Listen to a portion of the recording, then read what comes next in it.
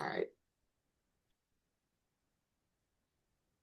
All right. Welcome everybody to the Rubber Bands Feverish and Ekphrastic exhibition talkback. The show has been up since October 2nd, and it runs at the Bailey Contemporary Arts Center, BACA, I think is what folks in the field call it. And it'll be up to through December 12th, which is through Art Basel, which is pretty cute, right? Tonight's talk back is an opportunity to sort of see the show virtually. Tana's going to lead us through the show, so you'll all get a chance to see it, whether you've been able to see it in person or not. Or if you'll get the chance to see it in person, which I hope you do. And then from there, we're going to have a conversation with the artists about the process, about the challenges, about the triumphs, and all of that, with some time open for questions from folks who are joining us and want to drop questions in the chat. And so I will be helping Taina kind of moderate those questions when we move to the open floor. My name is Sheree Greer. I am a writer based here in Tampa, Florida. I am 1/3 of the Rubber Bands, Southern Arts Collective, and the director of Kitchen Table Literary Arts. And I'm going to have Taina and Khaulah just super quick introduce yourselves as the other two parts of the Rubber Bands. Hi, my name is Taina Darraville. I am the second third of the Rubber Bands, and I'm a cultural arts practitioner and curator. So I'm super excited to have this conversation today. I'm going to be off screen after this message right here.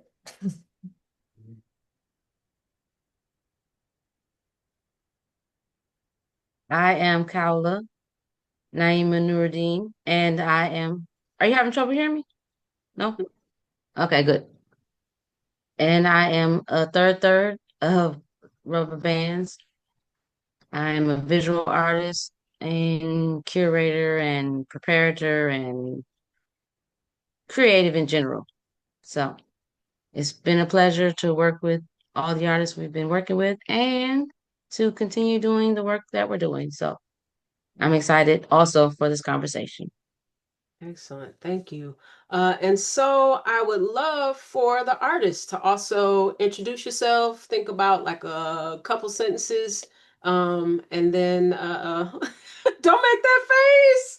Just a couple sentences where you're from, where you're based out of, I guess, and a little bit about the work you do, and then we'll kind of bounce through there. Um, I'm gonna start with Michelle, and then I'm gonna go. I always say like I'm gonna go counterclockwise or clockwise, but that's my screen, not y'all. So I'm gonna start with Michelle and I'm gonna go around. So listen up for your ears. Michelle. Sure. Hi, everyone. I'm Michelle Lizet Flores. I'm recovering from a cold, so I'm sorry if I sound a little scraggly tonight.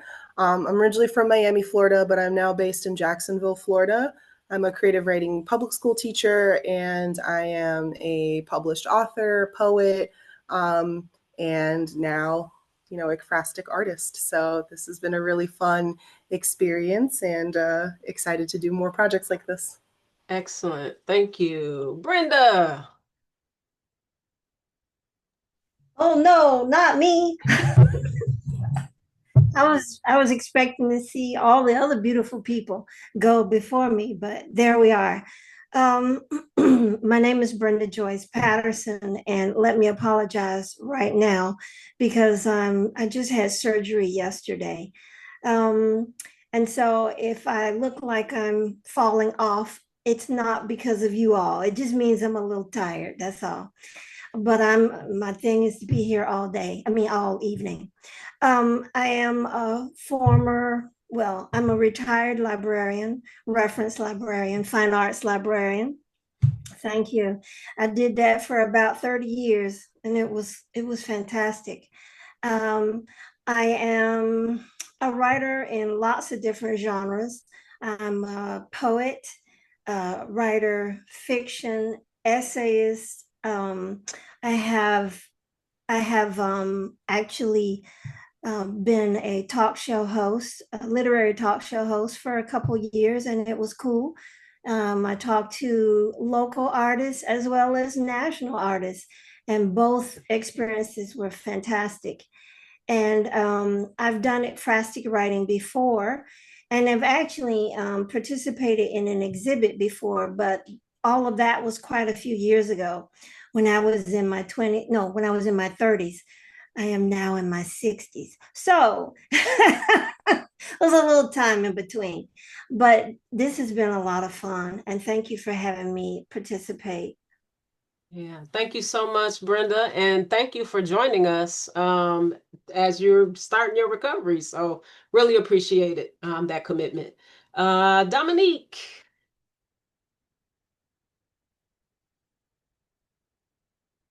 Oh, sorry. I always do that.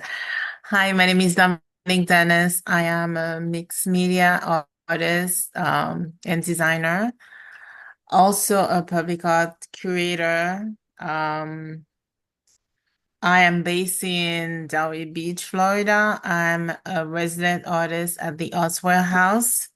That's located in Delray Beach, and this is my last year there. That's my 4th year. So, that's it. Thank you. Thank you, Dominique. Alyssa. Hi, my name is Alyssa Sotelo. I am originally from Tucson, Arizona, which is important because it comes out later in my piece with Borderlands. But I'm currently based in St. Petersburg, Florida, and I'm a visiting professor right now teaching creative writing and English composition. All right, excellent. Thank you. And last but not least, Alexandra. Hi, I'm Alexandra Fields O'Neill. I'm a visual and sound artist, born and based in Miami, Florida. Also an arts administrator, so you might have seen me in some of the museums locally in Miami. I'm at ICA Miami at the moment, so come by and visit me. Excellent. Thank you so much. I'm so delighted y'all were able to join us. And I mean, having the artist talk is one of my favorite things to do. So I know we had like a truncated schedule and we had a lot of stuff going on, even for myself personally. But I'm happy we're making this happen because for the process and what viewers kind of learn once they get into the process, once they get into the show, is that for the process, the artists don't speak to one another and mostly don't even know one another. And so it's always just really wonderful to see sort of what is created in the ether once the energy of all you do in your work comes out, because there ends up being just like relationships and things that happen in the work, even though y'all haven't spoken to each other or collaborated intentionally. So I'm really excited about that. So just so you can kind of know what I'm talking about, we're about to do a slideshow of the exhibit. And so for that, I'm going to pass things to Taina. I think I need to make you a host, which I did not do. And I apologize for that. I'm offended. I think I just did. Okay. Did I? Yeah, you did. Brilliant. All right. Thank you. Take it away.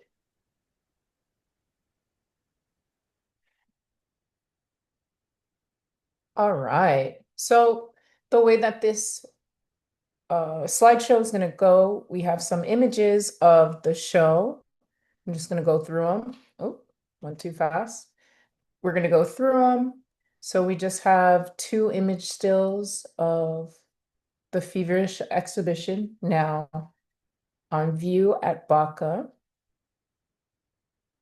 This is a little bit about the show. I thought it was important to talk about and reference what we're doing. And people who are joining us today, you may be friends, you may have visited the show, but what we do as a collective, we create reciprocal ekphrastic exhibitions where we pair, like Sheree said, 2 artists together and they're in response together. And so this is iteration is called Feverish. And so we have artists that are speaking on fever, right? What is feverish to them? And it's inspired by Congolese-born South African poet Sarah Lubula. And she writes the tongue also is a fire, suggesting that our stories, our experiences, and our dreams have the power to set assumptions, expectations, and boundaries ablaze. So with this theme, our artists exploded, right? They were able to respond to that theme. And then, so we're going to move forward. So here we have a visual representation of the pairings. So artist, surprise. So these are who you have been paired with. And so Khaulah was paired with Michelle, Dominique with ZenChristian, Alexandra with Brenda, LeeAnn with Alyssa. And so today we're missing Zen, and we're also missing LeeAnn. So we'll talk to Alyssa and she'll be able to talk about her piece. Obviously, we won't be able to hear LeeAnn's. And then we'll talk to Dominique and same thing. So we're just going to go through the slides and, oh, it looks like my screen was frozen a little bit. We're just going to go through the slides and it's just really going to talk about the pairings together.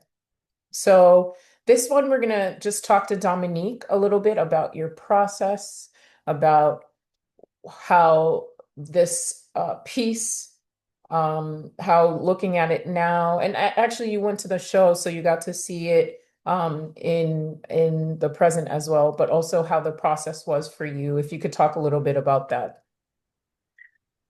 Okay. After reading, of course, I started by creating the piece, and she reacted to my piece. Yeah. The people don't know, but I really started when I was after reading the poem, after reading the brief of the exhibition. I was trying to find something that was really difficult or feverish in my life. And I've been studying light and shadows, and also because there was some family emergency happening with me, so I thought I should lean into this, lean into the idea.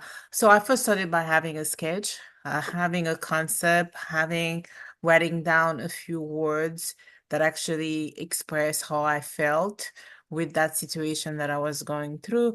And I felt like I needed to create something that could read more like a panel, like a separation between my mother and I, and because she was going through some illness. And I just started by sketching, and then I wanted to have a window because I didn't want the separation to be complete. I wanted to still be able um to look through it, but still having a distance. So I was really inspired by ideas of layering, transparency, and having a sense of privacy, even though you really don't have it because you can see through that separation. So that's how I started. And I wanted it to be a little bit dynamic, so not everything is straight, everything is off, and you can see through it. I wanted people to be able to react to the piece also. That's why I have the panel that you see in front of you, and on the wall you actually have a distorted mask that represented the illness, like a frame mask. It's almost like a conversation between myself and that other person. I don't know how much time I have, so I don't want to talk too much. But that's how it was. It was just starting, having a sketch, coming up with a concept, and starting and making a decision about the colors. I was creating a ceramic piece that you see in the back. The mask is in ceramic, and then you have the threads, you have the fabric, and all of that coming together to create that separation between the two people, but still a sense of being connected. Wow. And this was powerful because there were folks who I saw you were able to talk to a little bit about the dynamic, and it's important to note that you want folks to interact and to walk inside there as well. And they did. I didn't even have, I mean, it was amazing to be there for the people who have not been there to see their pieces. It was really amazing to be there because people reacted to the piece. I didn't have to tell them. And there were example of, and it was a question of, oh my God, they're reacting to it and just taking a picture quickly. Because to me, it was very moving, especially there was a couple, one of them was on one side and they were looking at each other. I mean, to me, it was coming from a little bit of trauma, but the people reacted to it with joy. That's what I thought was really interesting. Everybody was happy to interact with it, to go on the other side and to look at each other. It was very playful. And that was that I thought that was kind of interesting, you know. Yeah, we find that when, people experience the show, they really are active participants. And especially when you're able to, be a part of the process in the work, you get excited. And it's interesting because you and Zen were paired yet did not know each other. And she is writing in response to your piece. You're speaking about your mother and her illness, and she's speaking about her father and the grief that she has. Yeah. I mean, that's for me just that was amazing. Yeah. Because, it's not like there in the title that there was a hint of this relationship. She took this, installation, these images, and there was still this shared response, because you're talking also about grief too. Your relationship with your mom is shifting. So that's, I mean, beautiful. And, I'll share it later, but we find that we're connected. Yes. It was amazing to read a poem and to be like, oh my God, she got it. She got it. She got it. So dope. Yeah. All right. So I'm going to go to the next slide. Thank you, Dominique. You'll come up again. And so we have here Khaulah and Michelle.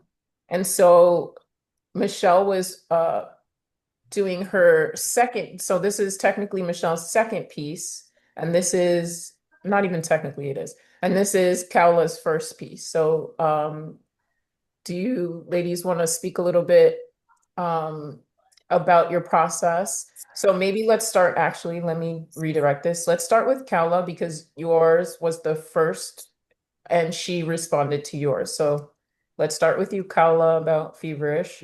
Obviously, you are the third of Rubber Band. And, you've known about the title. However, it wasn't,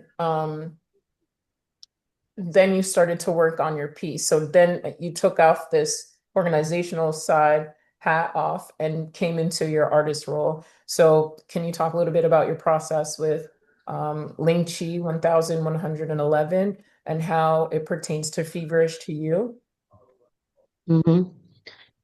So, and that's a good point because I was part of, creating the narrative for the exhibition. I feel like, I'm gonna crush this. But when I started working on it on my piece as an artist, I said, oh gosh, what am I gonna do? Oh no. So I had to, really dig into it, and it took quite a bit of time to figure out what I was gonna do. So I was thinking about Feverish in terms of the things that excite me, the things that I'm obsessed with. And then I happen to really like knives, okay? And slicing and cutting and stabbing. It's just for fun though. So I started thinking about knives, and then I started thinking about all the slicing and cutting and how violent it could be. It could be. But I really am interested in them, on this plane as utilitarian tools, right?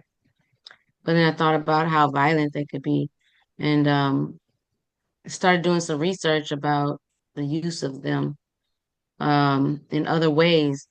And this the Lingsha is it is a Chinese method for um essentially killing someone, right? In the public eye. So public um murder. Execution? Yeah. Execution. Yeah. Thank you. So I was thinking about that, and then I just was started doing all type of research, and then all these things came together, and I come to it's death by 1,000 cuts. So 1,000 cuts I had to make. So I was using different tools to do that. So I used the miter saw and this. So this is a piece of this birch panel with pine attached, and then there's the painting behind it, but it's all one piece. So yeah, that's what ended up happening. And it turns out, so I was counting the cuts, and it's a very public display of um a public display of yes, execution, but also reprimand.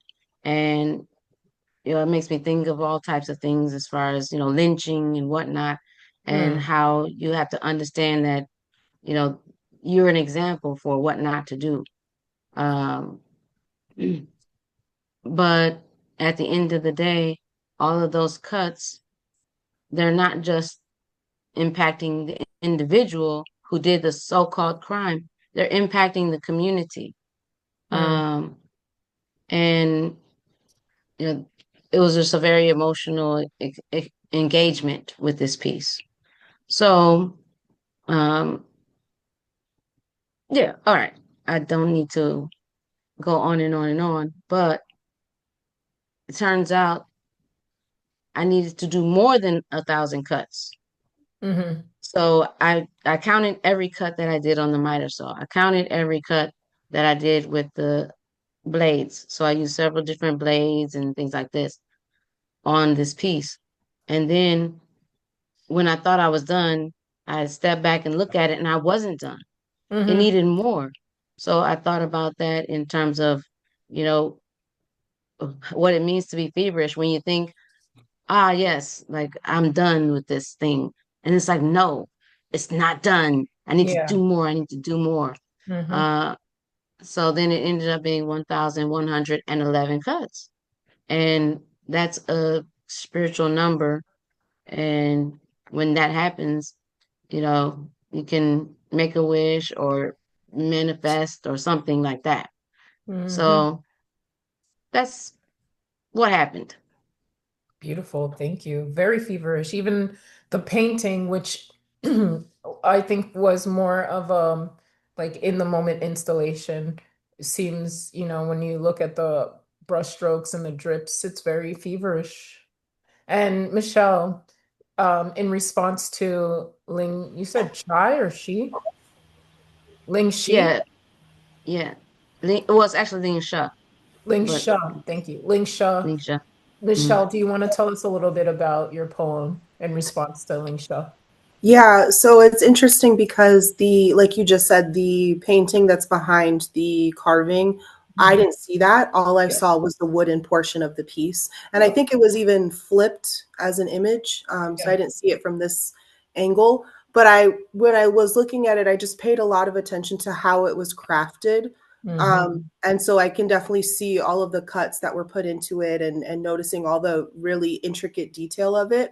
And I just thought, I don't work a lot with wood, but like sort of the sacrifice that comes with being a visual artist in some way and how physical that work can be compared to me as Hmm. a writer where my work is done in the notes app or on my computer, right? So it's a little Yeah. different. But then I just thought about what does that mean to not only create work, but then to be changed by the work that you are creating? And I use the metaphor of a splinter for that.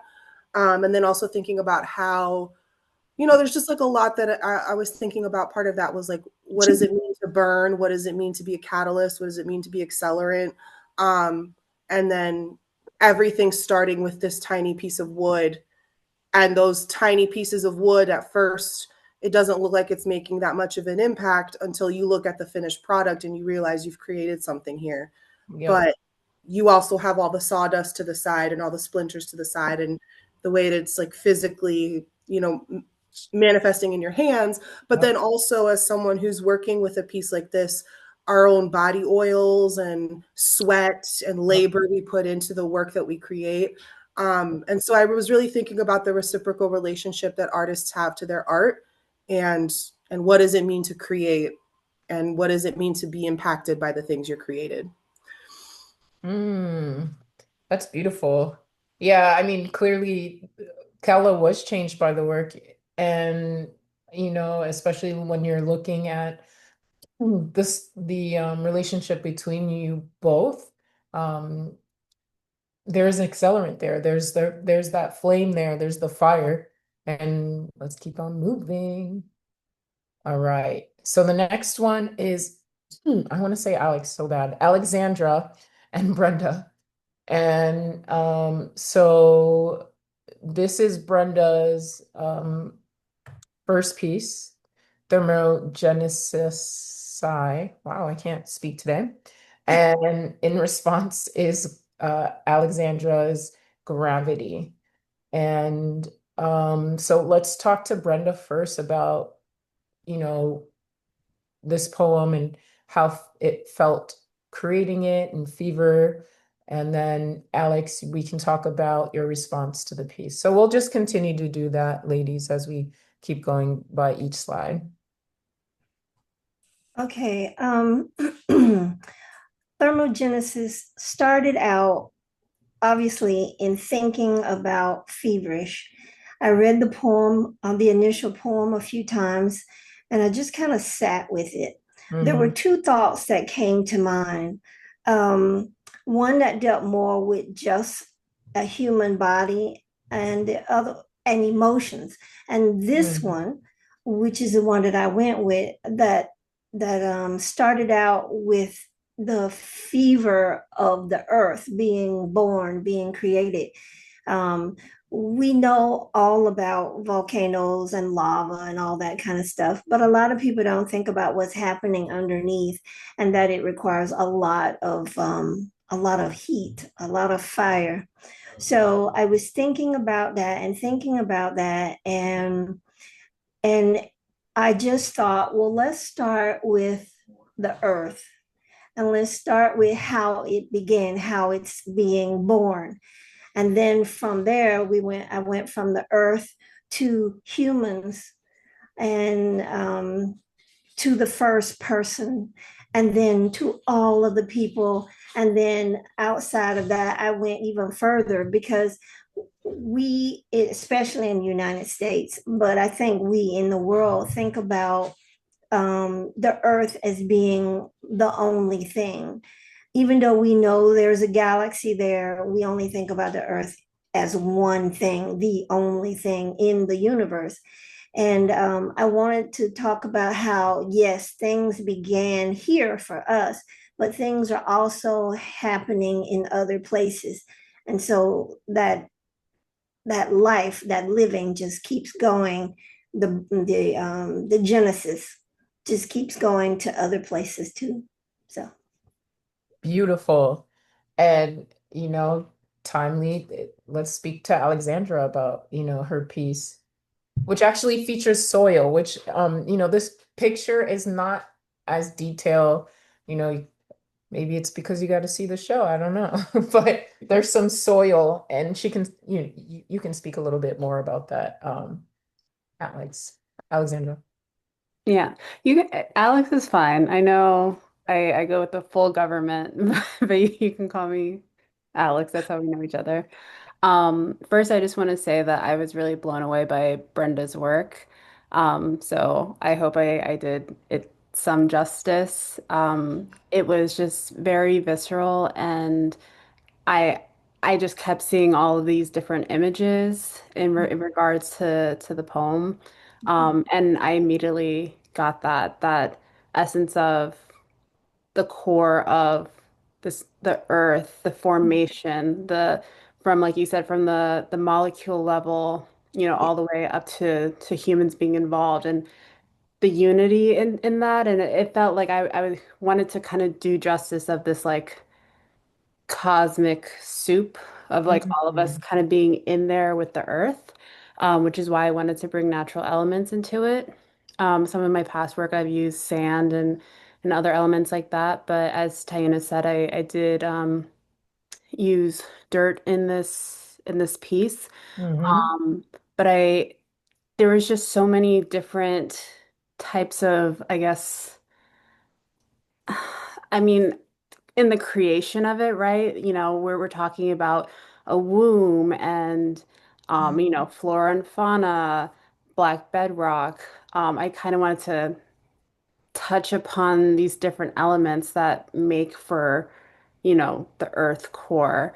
So there is shards of glass um, in Yeah.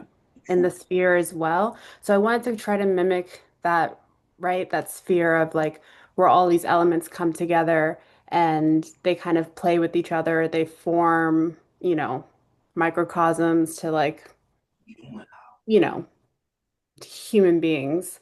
But I also wanted to include the earth element or the flora fauna element. And so I also wanted that to be specific to South Florida. So I Yes. did have some photographs that I've taken of some plants, a lot of kind of root barnacle um, shots, and I printed it on fabric as well. So you see it kind of displayed in two ways.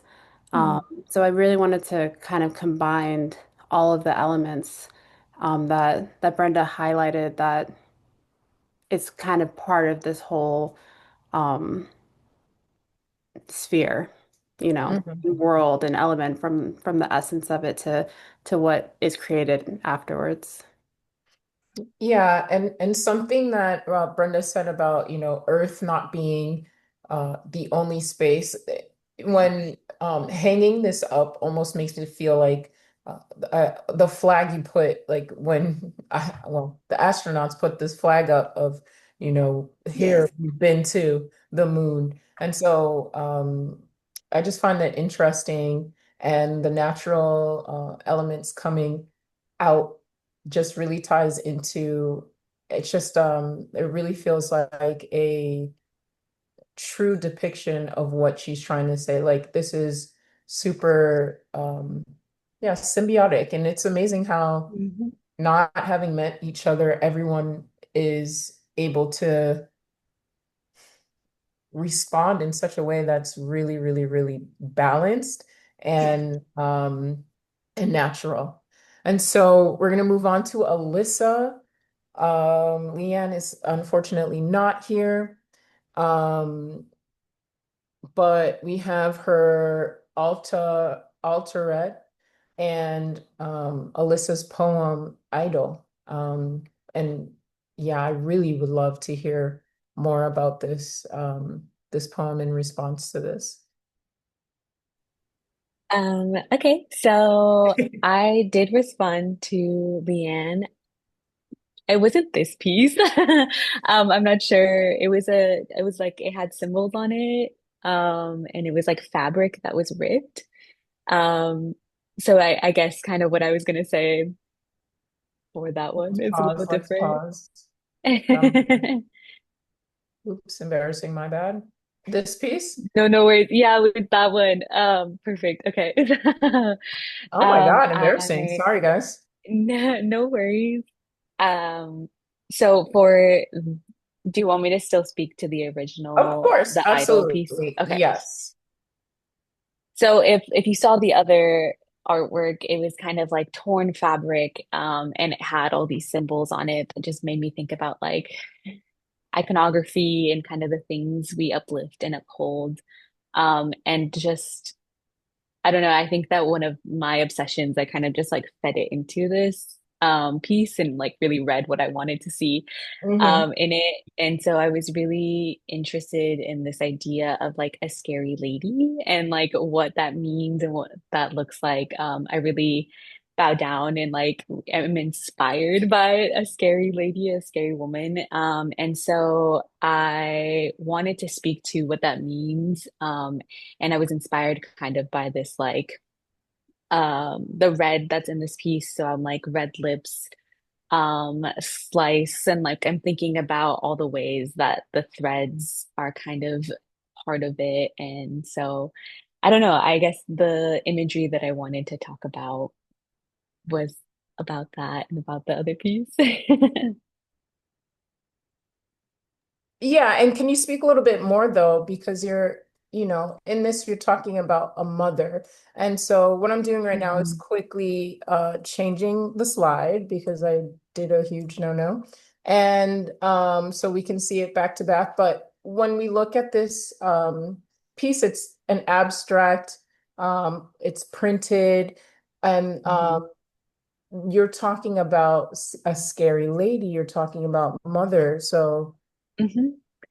Yeah, so I was really, again, obsessed with this idea, especially thinking about all the really powerful women. And I use scary in a very endearing way. Like all of the mothers in my life, the ones who you really don't want to cross. You kind of just are like, of course, yes, whatever you say. And so I think because I've been reading a lot about motherhood and things like that too, and the ways that that can also kind of eat away and fracture. I was recently reading Natalie Sapico's new book, which is kind of about that and like postpartum and things like that. And she is definitely one of my icon scary ladies. So if she ever sees this, now she knows. And so, yeah, I feel like in that piece, I was really just drawn to the fierceness that I read through it, as it was almost like it was like war torn, kind I of see. had been through some things. And so I was really going into what I uphold, and I think what we should all uphold, which is this really like fierce feminine energy. And how it's kind of, I think at the end, I talk about like that it's like it's all the same cult. Like it's all something that we can be a part of and we can like piece together. And so yeah, I talked a little bit about the tattoos and the ink and Yeah. kind of these threads that are gleaned and that we hold dear. And speaking to this figure that is feels really undestructible, but isn't like always. And there's this like sweet, soft center that's underneath it all as well. It's not just all scary. Yeah, and that's beautiful because there's some sharp edges in this piece. There's some burnt elements in it Mhm. as well. And so your words definitely were able to portray like this tough and a little bit weathered relationship or experience. And it also made me think of a what's it called? When you put it on yourself, you're about to cook Oh, as an apron. an apron. It made me think of an Mhm. apron, right? When we think of you know, caretakers, nurturers when they're about to cook for you. And sometimes that's likened to a mother. And so I loved that relationship there. Yeah, like a softness of like something that we would think of as fabric, but there's so much on the fabric that's like fierce and sharp and Yeah, um kind of right, contrasting that. exactly. Mhm. So thank you. All right. And then we are back to Brenda and Alex. And so this was Alex's first piece, Ancestral Ties. And then this is Brenda's piece in response to Ancestral Ties. And if you want to talk a little bit about how the shells and the threads come together to create feverish, or how you felt that was feverish, or and then Brenda in response to Alex's first piece. So when I was thinking about this piece after reading Fever, I really resonated with, I guess the portion about the mother holding their child while screaming out for their own mother, and the thought of, the tongue is a fire, but at the end the poem says, "How do fires die?" So I think I was kind of trying to touch on the connection that we have with our ancestors and how I feel like there is that spirit within us or things that, feel natural to come up in terms of a fire tongue, but also the potential of, muting that fire. So I think it's kind of like the relationship with the fire tongue versus a distinguished fire, and whether that's instinctual or whether that's learned through the ancestral ties.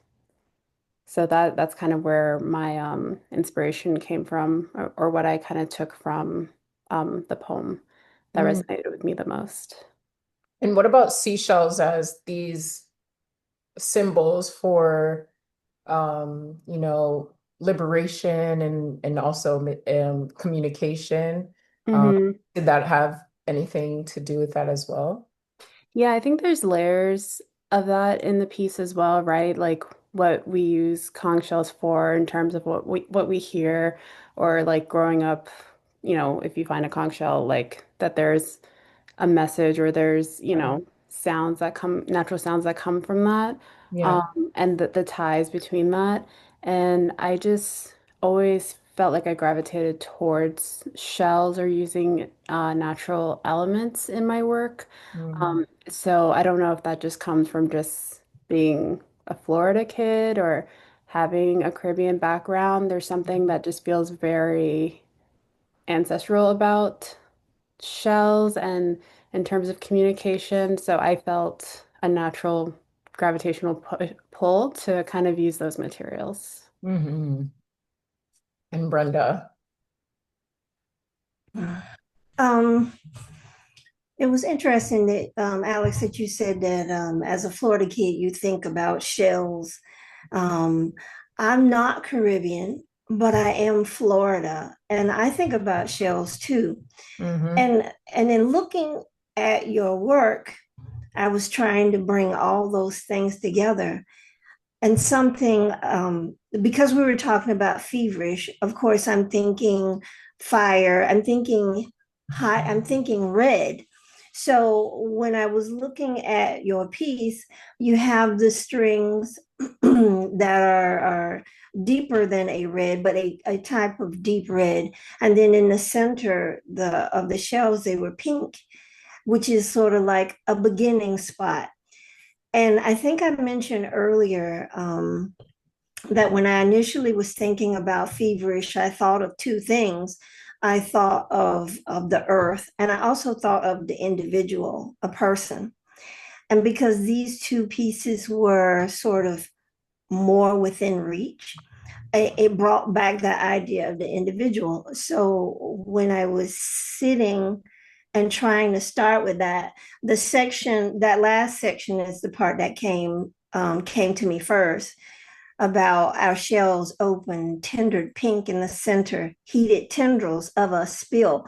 That was talking about the shells, but I want to talk about, I want to include how each person is separate, but actually the same, if that makes sense.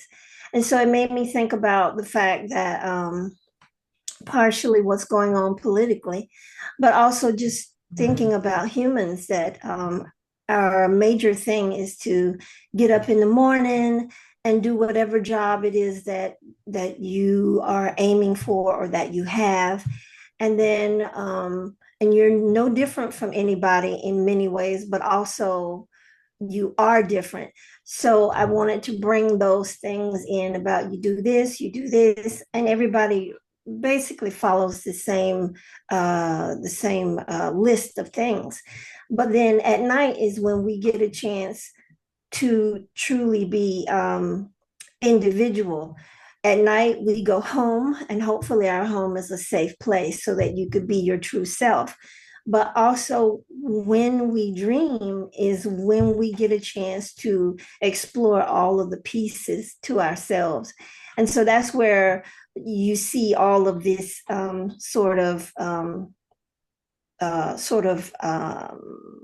viable or new, changeableness in the poem, because I was thinking about how we are changeable when we dream, when we're in a safe space. And I think of all of it as the best kind of fever, if that makes sense. It does. About how when you have a fever, something in your body, you think of it as a bad thing. And in a way it's perfectly reasonable to think of it as a bad thing. But I like to think of fevers as a good thing, in that it shows that your body is in action, in active, either mixture with a thing or in actual opposition to it. Mm-hmm. But that it is a good thing, because if your body never has a fever, then all of the bad things that come from outside of you will have a chance to win. Your body has to fight, and in that fight, you get to explore more of yourself. So there you are. Yeah, that's beautiful. We just have 3 more slides. We're gonna keep pushing through. Okay, Khaulah. This was in response to Michelle's The Art of Pentecost, which was her first piece. So do you want Yes. to, Michelle, or should Michelle speak first? Michelle? Yeah. I can start. Yeah. Yes. So this is my erasure poem, The Act of Pentecost. I am an Assembly of God kid. I was raised in the church. And so immediately when I heard tongues of fire, this is what I thought of first. Wow.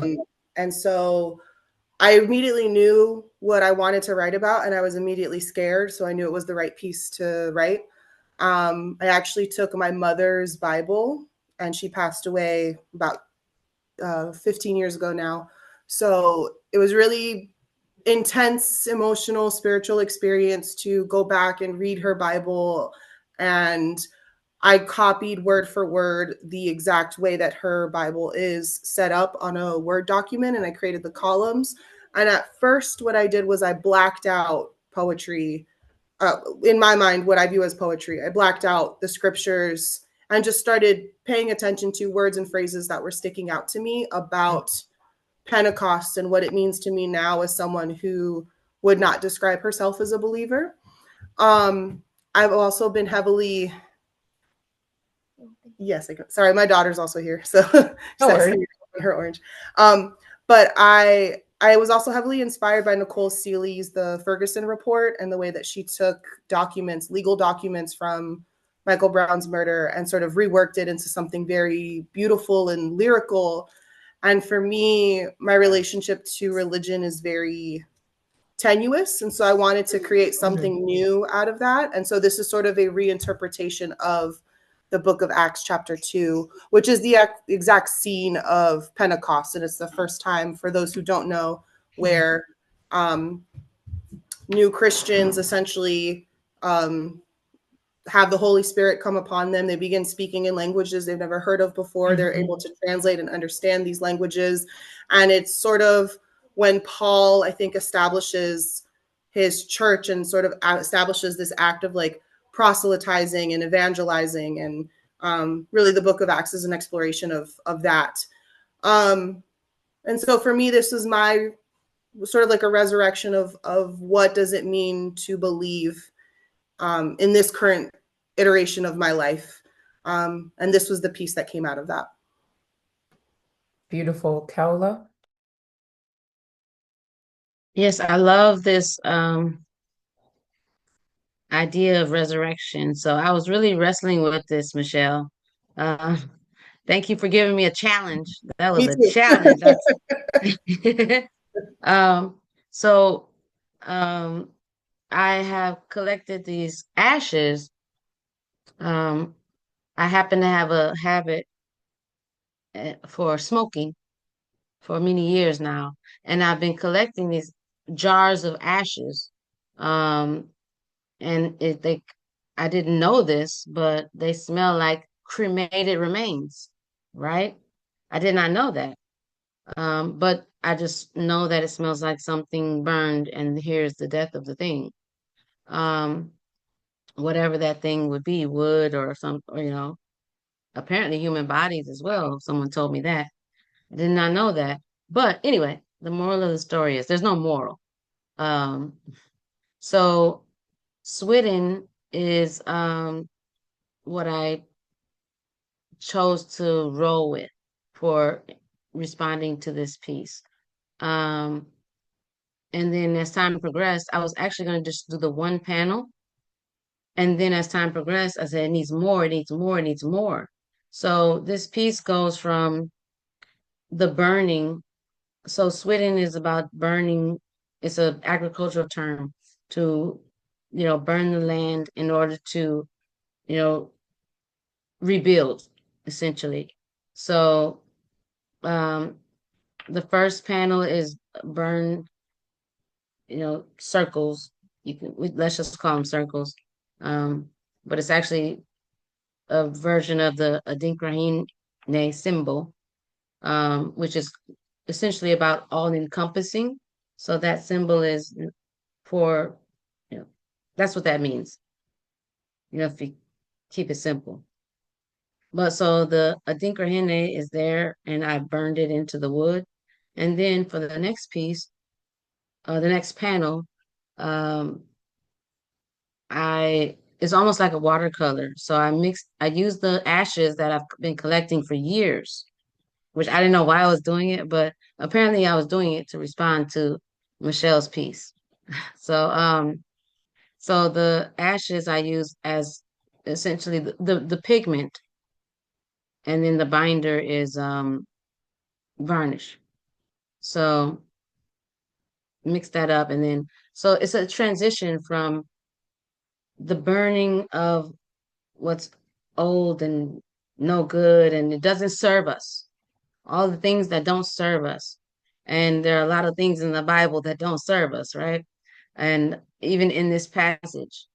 And it's the same thing, the erasure of the things that don't serve us. That's essentially what's happening here. That's what I was thinking about.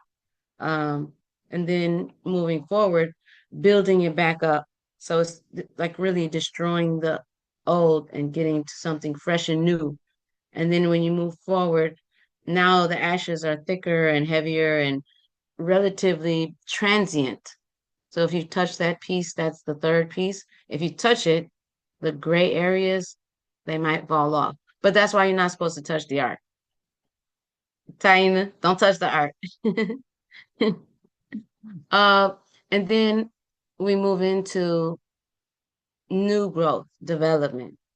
So once we've erased all the things that us, and once we cleaned our space, burn some sage, whatever you need to burn to get to move forward, burn it.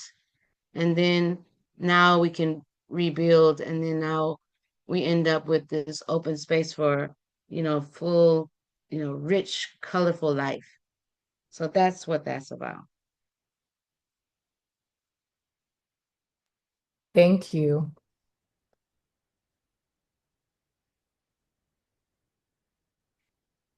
All right. And so Dominique, so ZenChristian isn't here. Yes. When I received this poem, it took me a while to kind of try to figure out how I will approach it. Mm-hmm. At the beginning, reading it made me think of the relationship between the different people in the house, and also about the house itself. I don't know if I mentioned, but my background is in architecture. So the way she describes the different things happening in the house, even the stains on the wall and things like that, it's almost like I was seeing the house. And my first approach was to analyze the relationship between the mother and the father. And I actually created a piece that's different from what you see here that represent that relationship. That was a ceramic piece. And unfortunately, or fortunately, I think, the piece exploded in the kiln.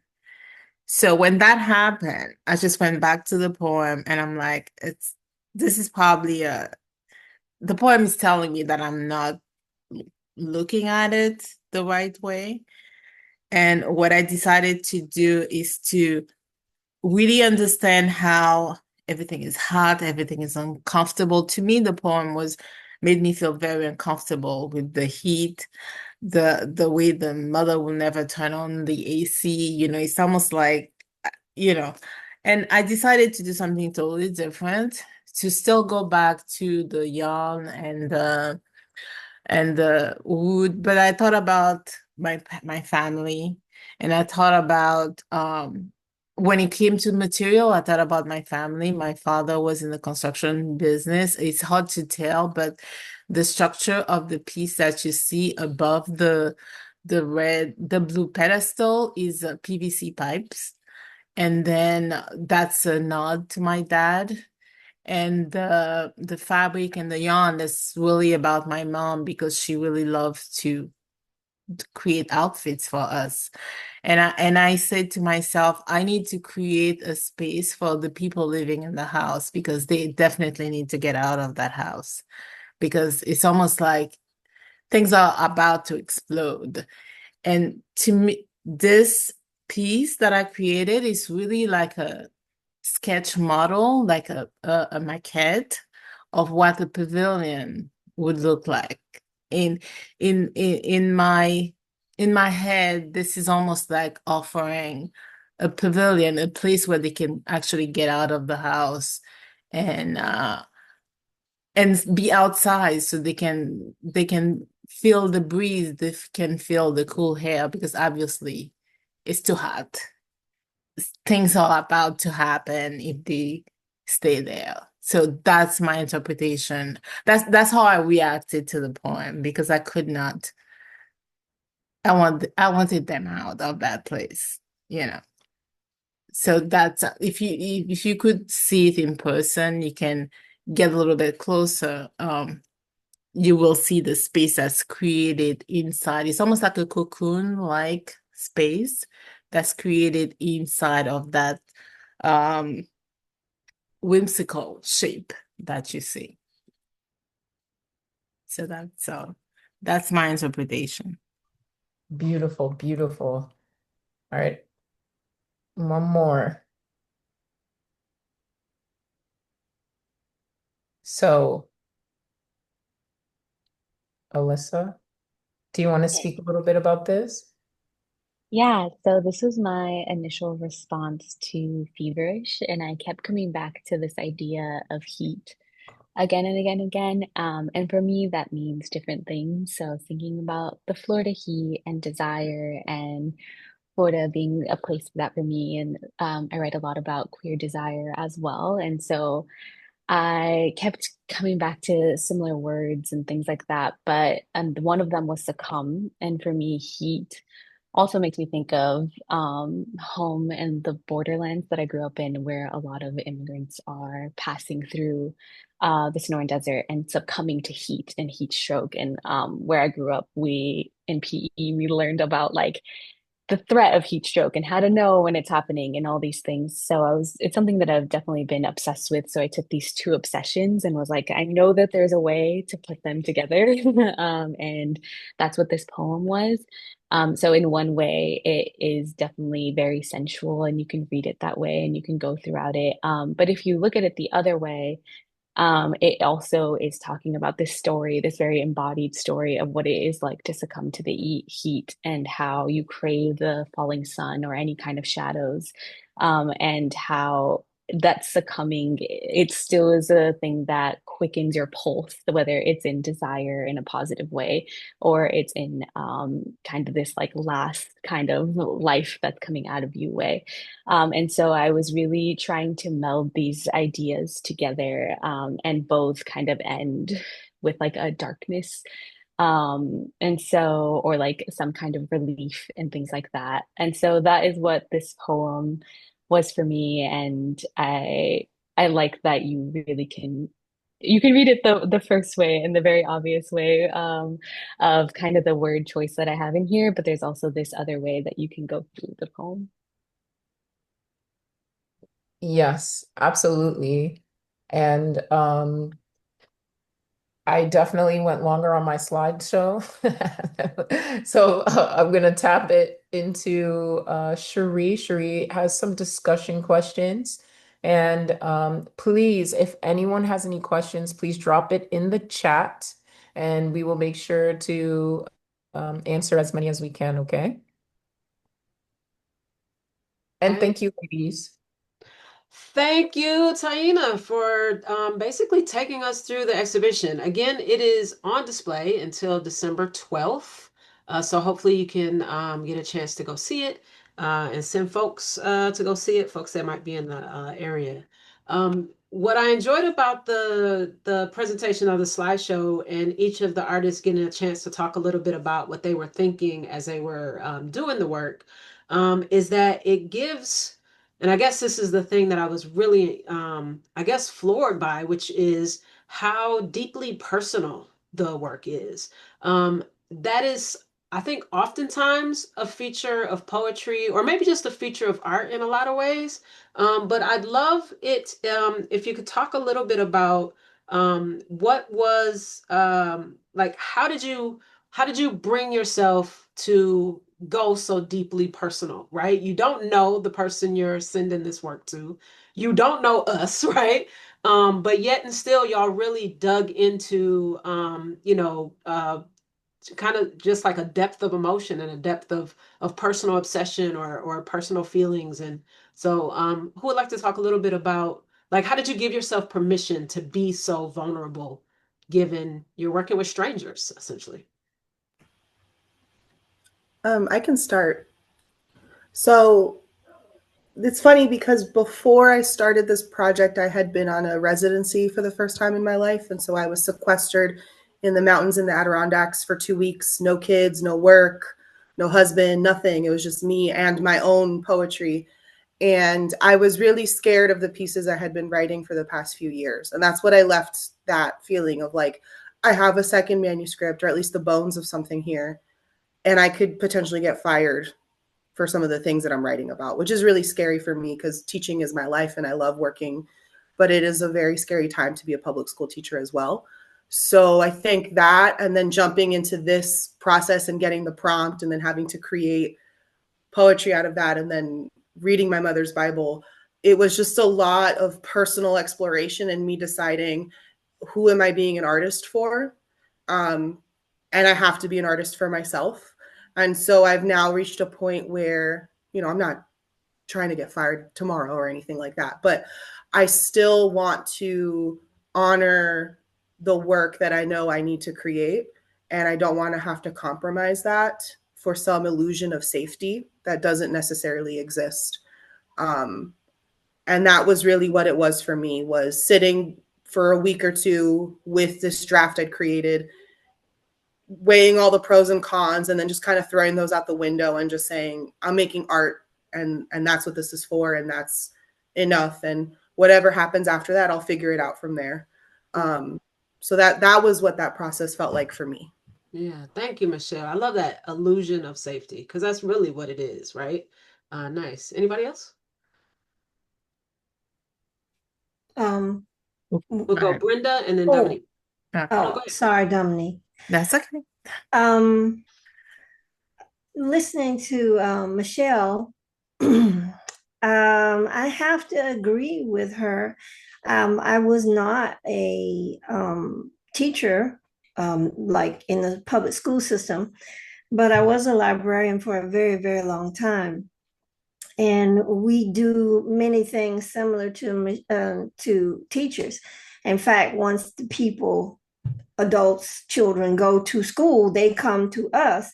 And if they didn't understand the first explanation, they come to us librarians for additional information to understand. And with my retirement, I finally got a chance to be myself completely. And because my mother is no longer with me, I worked many years to make sure I took care of her and me. And she's been gone for 20 years now. And so retirement and her being gone, I've noticed that I feel a lot more bold. And so I'm like Michelle in that I speak a lot more clearly and I show my emotions a lot more clearly because I don't have as much hanging over my head that kept me quiet. And my writing comes from that spot. I've always tried to be very clear with my writing, which is probably why I didn't write quite as much when I was working. But now, with reading the other poem, the first poem, the initial poem, and just thinking about that and feeling my own feelings, and then looking at everybody's art, which also helped encourage me to be more vulnerable, be more individual, but at the same time being everybody, because I know that a lot of people do not have that opportunity to speak as boldly. And I'm not trying to make it sound like I'm so tough and I'm not scared. I am scared. But at the same time, somebody has to say something. Yeah, yeah. And it's not right.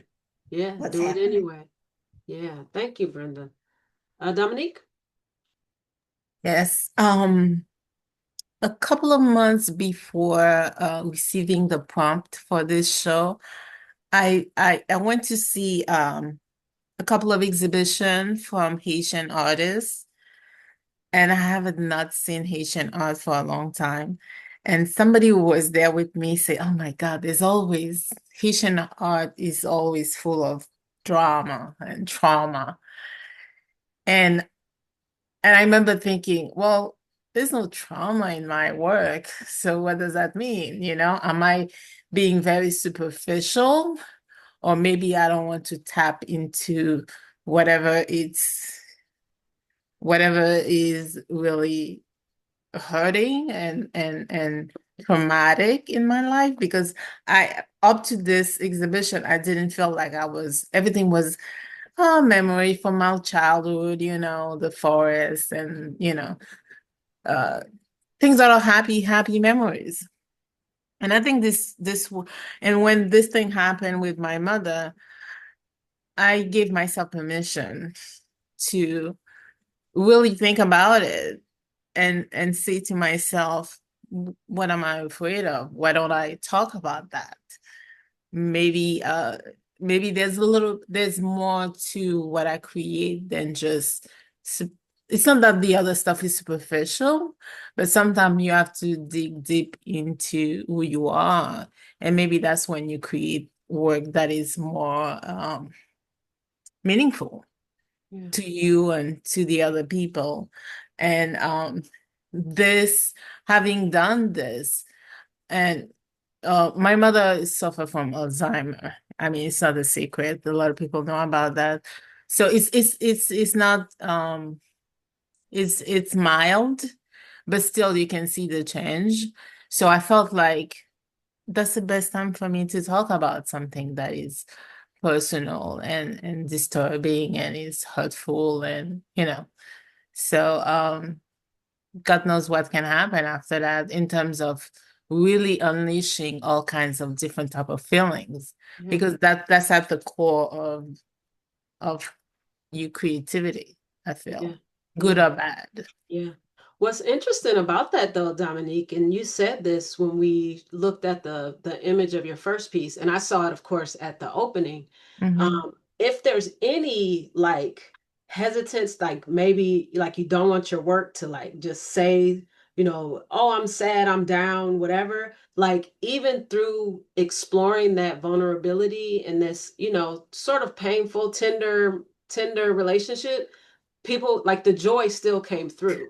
The And joy so, still came yeah. through. So it's That like, was even funny. though you were exploring that thing, it's like people were Yeah. really having a good time putting their face People in were the having a frame good and time. walking Yeah. around it. So I feel like that was almost a affirmation for you that the core of your work as an artist is to get to that center of joy and Yeah. release and recovery. Even how you recontextualized the kiln explosion, right? You're like, oh well, Yeah.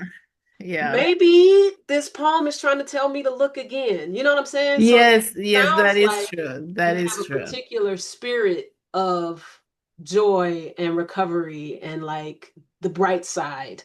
And so that still comes through even when you explore these tender topics. So Yeah, you're encourage. right. Thank you. That's really beautiful. Thank you. Anybody else want to talk about getting deeply personal with a bunch of strangers you only met on Zoom? I think I'm the only Yeah. Oh, okay. Alyssa No. and then Khaulah. Alyssa and Khaulah. Okay, bet.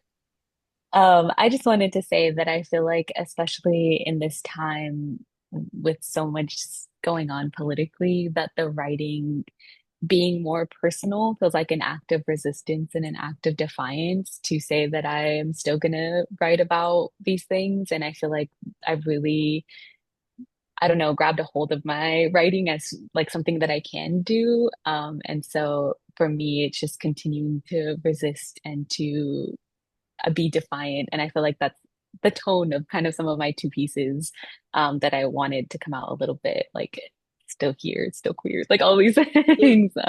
Yeah. Yes, that definitely came through. Thank you, Alyssa. Khaulah? I had to unmute myself. Um, Alyssa, I just want to say that well, no, I should answer the question. Psych. Okay. But Alyssa, I really like your writing. Um, and as gently as you speak about it now, your words are strong on the page. So thank you for that. But so in response to the question, I would like to say about being vulnerable. Um, the question is how did you get to this space, right? Mm-hmm. Uh, and in my actual life, I don't think I'm very vulnerable, really, necessarily per se, except with my friends and family who are very, very close. Some friends and family who are not can kick rocks, right? But but I like in my art practice, I find that that's the a safe space. You don't have to get it. You don't have to like it. You don't have to even know what you don't have to get it. I need to get it. Um, and then if you want to understand, you can ask me more, or you can look deeper and really navigate what it means to explore a work of art, a poem, a painting, a sculpture. Just really explore it. And if you're not interested in doing that, then you don't deserve my vulnerability because I'm giving it to you in my art making. So, um, yeah, I think that answers the question. Yes, it does. It does. Anybody else? I got another one. We got time. All right. So my next question, and I hope to hear from each of the artists on the line for this, because this when we chose the name Rubber Bands, it was with the understanding that we're stretching ourselves, and I mean we stretch I was gonna try not to cuss, but we stretch the shit out of ourselves putting this show together. Like we start many, many, many months before we even like invite the artists. And so um it's a stretch in a lot of ways, just us as a collective and then us personally. So I'm curious for the artists, in what ways did you stretch yourself for this show? Like what was challenging or what made you feel like I've really got to go kind of reach beyond what I usually do or how I usually do. If you did that, maybe you was like, this is a cakewalk. But in terms of stretching yourself and thinking your creative practice, in what ways did this show ask you to stretch? We'll go Brenda and then did I see Alex? Did you raise your hand? Yes. Okay. So Brenda and then Alexandra. Um, I just mentioned that I'm retired, and so my usual um, um, boundaries have been broken, I guess. And so I have been working on new things, trying to write pieces that I hadn't written before. And then I got a chance to talk to you, Sheree, and you were talking to me, and I was being like, well, I don't know, I need to be paid for my work, because so many times over the years, people were able to benefit from my work by saying, oh yeah, well, you get experience. And so and so you invited me, and I'm already pushing myself. And the fact that I was getting that recognition that I have been hoping for, or even more of the recognition, it pushed me to try new things.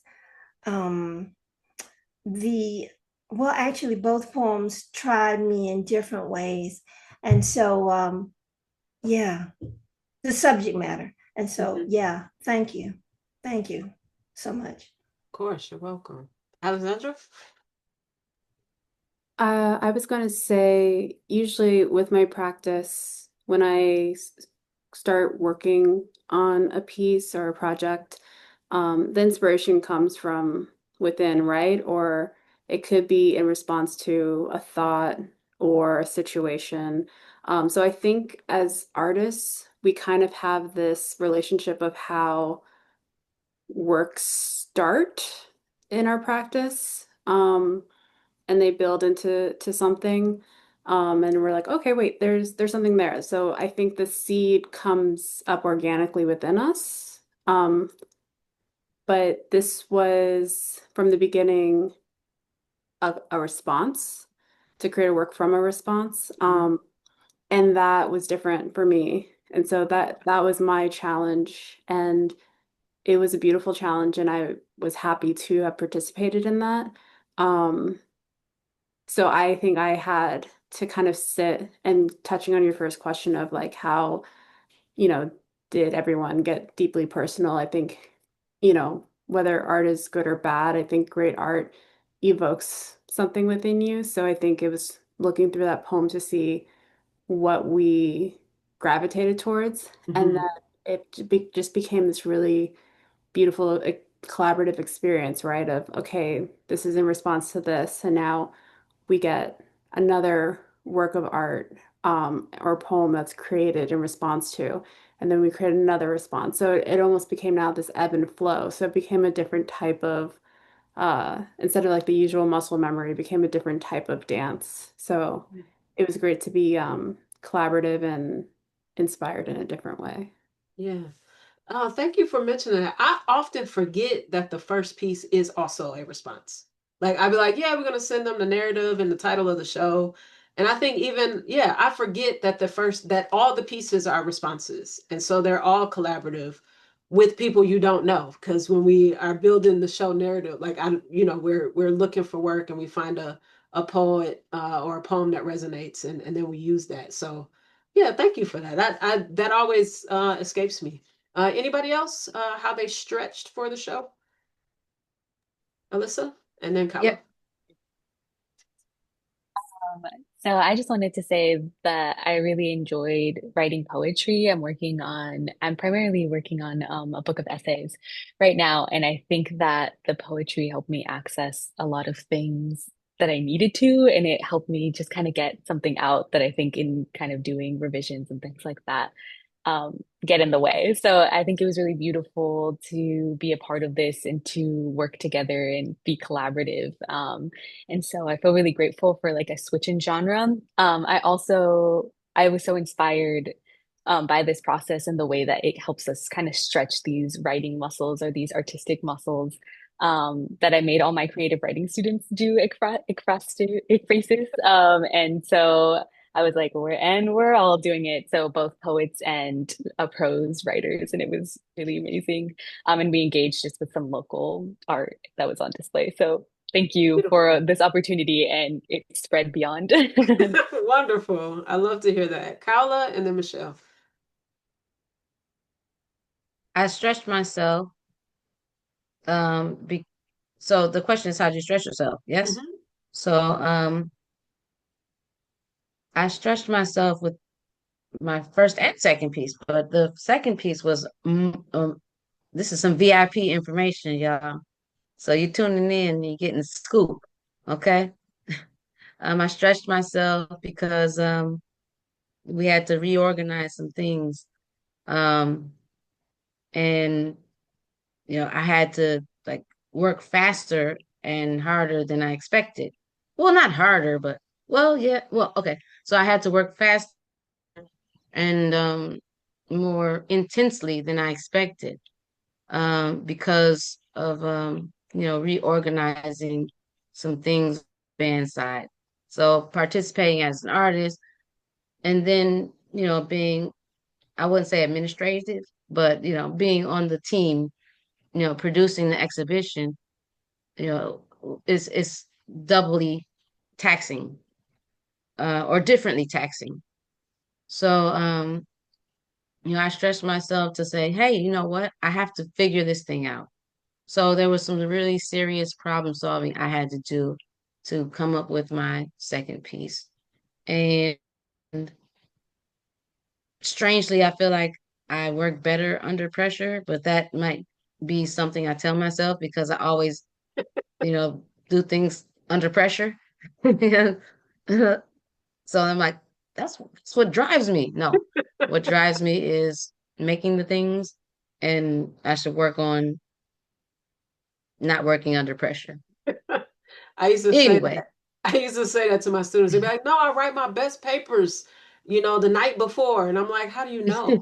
Like, how do you you know? Like, I never. dare you to take the whole 3 weeks that we're going to work on this essay and see if you write something better. Just on a hunch, right?"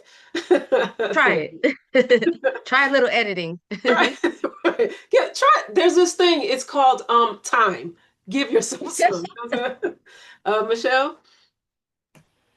Yeah, so just to kind of reiterate everything that was said before, I think it's funny because Alyssa mentioned that she had never done anything like this before, and so she made her students try it after. I kind of have the opposite relationship to ekphrasis, where I make my students do this all the time, every year, and I work at an art school, so there's galleries and sculpture gardens everywhere, and they're all mini high school artists. I have never done ekphrasis like this before. I've collaborated with partners where we're working on the same project at the same time, but to do things in response. And it's almost like an artistic relay that we did throughout this process. That was completely new and different for me. And so I think it really pushed me to strive for less obvious meaning and to like go into layering, which I always aim for, but it was just a new way to think about how to layer in those ideas within my work. Excellent, excellent, excellent. So again, we got about 5 minutes left. If anybody got questions out there in the audience land, please drop them in the chat.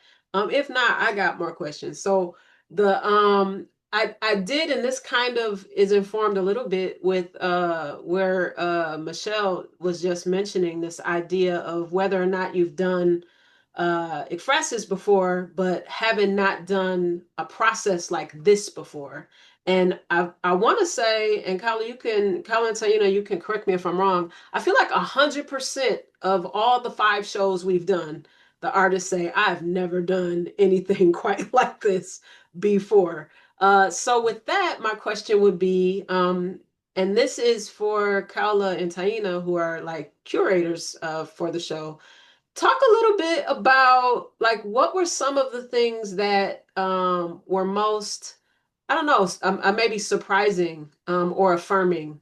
We're 5 years, this is our 5th one. So like what things kind of surprised and affirmed the work that we do that came through in this particular show? Kinda, I can go first, but hit them because I, we I was haven't gonna heard say, from you. Khaulah, do you want to go first? Affirming.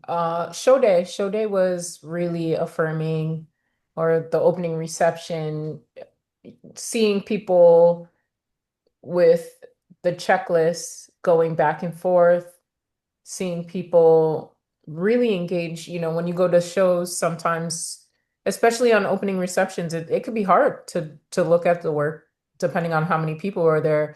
And, we definitely had a crowd, but folks really took the time to spend with the work, which is really exciting.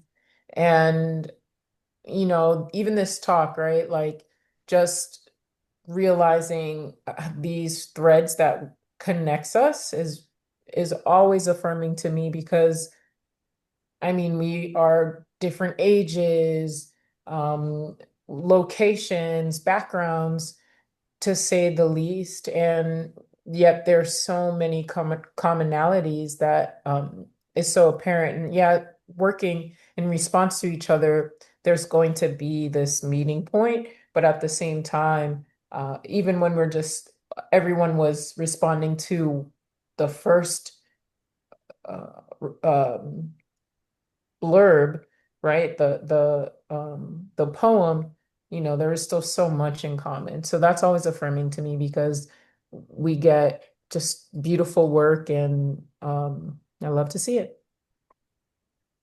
Thanks, Khaulah. Um,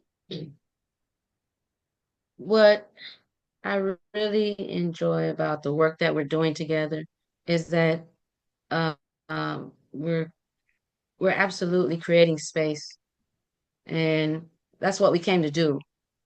So we showed up as rubber bands. We showed up with a plan, and we implemented the plan. There's been rocks and bumps and boulders, but guess what? We crushed them, and we moved around, and we did what we need to do to make sure that we created space um, for others and for ourselves. So, I really appreciate the work that we're doing as a team. So I love y'all. In addition, I love how the artists are showing up. They're actually digging into it, and they're like, so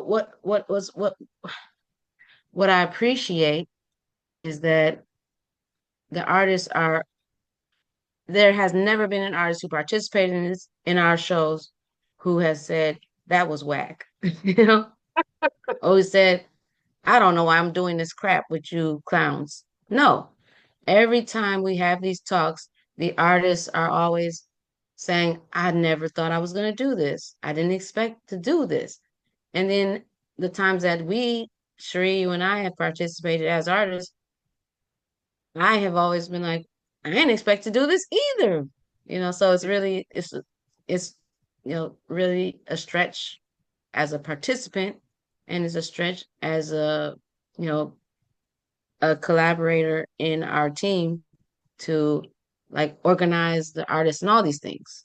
So that's what I have to say about that. I think I answered the question, but I hope that anyone who has a question puts it in the chat because we're almost done, right? We might not have any questions. We about to be a minute over, but if oh no, it's a last minute time if you got last minute question. And think of it while we about to do one last kind of round for the artists, and I'd like each of you to answer this. For your thinking about the work you did for the show, what are you taking from the show into whatever you're doing next? And so this is an opportunity to kind of talk about, what you're doing next. And so what are you taking from this experience into your next project? Dominique. Okay. When I was at the opening, of course, I had my idea of what each piece meant, but I spent the time listening to people explaining what they saw in the piece. And I think I've learned to take, when I describe my piece, when I write the narrative, I think I'm going to okay, there was a concept I had at the beginning, but I have to stay open to and look at it differently because they were telling me things that they saw, especially in the second piece. And I was like, wow, I didn't even think about that. I was not even thinking about that. And I'm like, I was taking notes. That's how interesting it was to see people explaining my piece to me. And after a while, I think after the second or the third person, I stopped telling them what it meant and just listened to them telling me what they saw in it. So that was so much fun and really interesting, I have to say. So I think I will take that. I will just, there's the first narrative and then there's the second look that you have to take and just discover something new in your piece, you know. Yeah. Yeah, excellent. In literary arts, we call that the second story. The So there's the second story, story. yeah, there's the story that we tell, whether that's a poem or essay or short story, we tell that story, and then the individuals who interact with it almost always say, "Oh, that makes me think of this," Yeah. or "Oh, that makes me think of this time," and they end up telling you a second story based off Yeah. that first story. So that's All really awesome, Dominique. Next, what are you taking from this experience into whatever you're working on next? Brenda, you made big eyes. Give it to us. Ah, dang it. Next time, I'm just going to put the cover down. Nobody see my facial expressions. I can't help it. My face. Yeah. Um, I guess ultimately, doing this project with you all and you, Sheree, giving me this opportunity. Um, I keep saying it, so it must be something that's really important, is that it keeps reinforcing to me that I am no longer under the boundaries that I was under before. And so what that means is that, yes, I have to be more Brenda. Ooh, y'all better be ready. My mom used to always tell me, she didn't do it to bind me, but she always reminded me that you can let your opinions be known, but in a little bit more of a smooth way. Because when I was a kid, boy, it's like, bam, I'm there. And then when I was grown up and having all the responsibilities, I couldn't be bam like that. I had to say, well, that's interesting that you think of it that way. Inside, I'm like, stabbing people, but there we are. So now I'm gonna be a lot more open and be braver. Yeah. Be braver. I'm ready for the bam, Brenda. Come on. Come on with it. Come on with it. Okay, now you said that, so don't be surprised. I'm here for it. Email from me. I'm here for it. Let's go. Let's go. Alyssa? Yeah, I enjoyed this. I think, yeah, that I've never done reciprocal ekphrasis. I don't know why I'm struggling so hard with that word tonight. But this community that we all kind of became a part of and being a part of this exhibition was really powerful to me. And I think that like I really would love to do more collaboration in the future. I've been thinking about maybe doing some kind of collaborative zine coming up maybe in the spring. I think that could be really cool. And so I don't know, I'm really relying on our community and, you know, uplifting one another is just amazing. So thank you so much. And I want to keep that going. Yes, thank You you. should talk to Alex about that. She did one. She did a collaborative zine once. Yeah. So, Alex, what are you taking from this experience into whatever you're working on next? To Tayana's point, I feel like I started my creative journey collaboratively and have kind of branched into more solo work, but I think I need to veer off more collaborative. So I think definitely seeing the beauty of what emerges when you collaborate with people and especially people with different mediums. So I think that's my takeaway. Yeah, excellent. Thank you. And then thinking about like what's possible. There's so many different ways to collaborate beyond just like, let's all get in a room and work on this thing together, right? Nice. Michelle? Yeah, so speaking of collaboration, it's my favorite art piece. But with that, I think the big thing I've taken away from this is just trusting my instincts and choosing myself, and everything else will fall into place. Every time. Every time. All right. Taina, what are you taking from this process into what you got going on next? I'm wondering how transparent to be. Well, actually, I guess what I'm going to say is This that, is going up on the YouTubes. That's all I'm gonna yeah, say. really, I get by with a little help from my friends. I'm going to continue to take that with me. Um, and that's really it. I Right think on. there's so much power in community and just really grounding in that. So, Yeah. yeah. All right. And Khaulah, last but not least, and then you can roll us into the thank yous and close us out. So what are you taking from participating and installing and all of that into whatever you got going on next? I'm taking roll with the punches, Hello. period. And when it comes through, slide. If it's coming for you, dip. That's what I'm taking away. You got dip and dodge. You got to do the Gotta dip and dip, dodge. You know what I mean? Then you got to do dodge. the.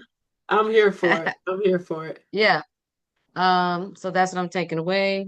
But I've been taking that all my life, right? Dip and dodge. Figure it out. So that's what we do.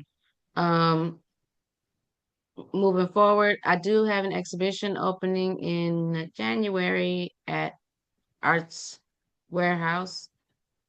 Come through on first Friday of January. Boom, bop, bop. Otherwise, go see it when you can because it's gonna be fresh and interesting and strange. Okay. Um, and that's good enough because we're already over time and we do Yep. respect your time. Yep.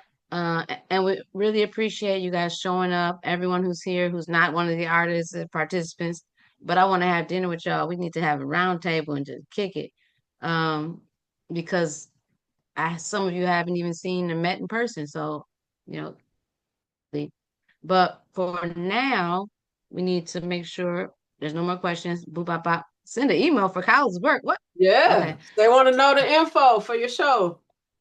Oh, okay, bet. Yeah. So on and on and on. Follow me on Instagrams. So come if, and hopefully I'll post something. All right. So, You will. Sheree, before we close out, give us 2 more minutes. Before we close out, do you have anything you want to share that you're taking away from this Oh, experience? real? Oh, Because Sheree, now we haven't touched on this. Keep it real. Sheree is exhibiting her Yes, she is. photography. Yes, yeah. she Sheree is a is. photographer. Yeah. So when you and I think a very important takeaway from this is that guess what? You have to go see it. Yeah. So if you have access to this space, or if you live in, Texas, doesn't matter. Drive over, come see the show. Okay? God. Fly, get a flight. Yeah. If you can get a flight, get one. Yeah. But But Khaulah, Cherise, but yeah. Yeah. yes, So, Cherise photography. yeah, Yes. I'm taking away honesty about capacity. That's something I struggled with a lot during this process. Still having that I can do everything I could do before I was the mother of a 7-month-old, and that is so not the case. And also some other sandwich generation things, but understanding that like being vocal to the people who love me and support me about what I need, and then also kind of seeing myself more broadly as an artist. And I think with each Mm. iteration that we've worked together as a rubber bands, I think I've pushed myself a little bit more as an artist each time, because I didn't even consider myself a poet really before I started participating 5 years ago. And so participating in this way with my photography was another stretch. I'd never shown my photography publicly. And so that was kind of it is and was a big deal. And so I'm just always looking to carry that challenge forward and to keep, not to see my art making as static in any sense of the word. So, and so just deeply inspired by all of you taking those creative risks, kind of encourage and inspire me to take creative risk as well. So love yous. Beautiful. Really. Thank yous. So, Who's got the so thank? that's it. We That's gotta it. thank That's it. Kitchen Kitchen table. table, Table, literary thank arts, Baca, thank Palm vodka, Beach, Arts Official, not Palm Beach, Pompano Beach Arts Official, Adrian and what's his the Justin. Justin. Yeah, we want to thank Justin, everybody who contributed to making the show. Tracy Ann. Tracy Ann Simmons, yep. So yeah, thank you all, and Thank you, artists. I will let y'all And know thank you, artists. yes, and ain't no show without y'all. So we'll let you know when the video is uploaded, so you can share with your people, and it'll be up there to for people to catch up, and then go see the show. It's up till December 12th. All right. Appreciate you. Good night, y'all. Have Thank a good one. you. Thank you for coming to the audience.